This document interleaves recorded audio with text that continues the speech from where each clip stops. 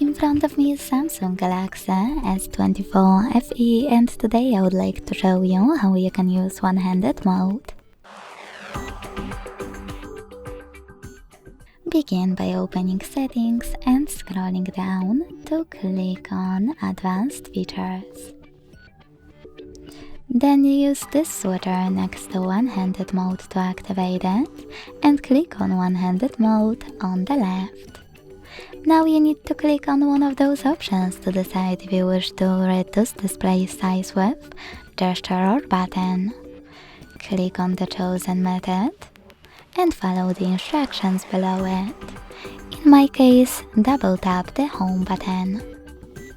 As you can see after that, my screen was successfully shrinked. If you want to change placement of it, use this icon on the left or on the right. Hold this sign at the top to drag it, or hold one of its corners to scale it. To go back to standard screen, click on this blurry area. To disable one-handed mode, use the same switcher as before. Thanks so much for watching. If you enjoyed this video, leave a like, comment and subscribe. Bye!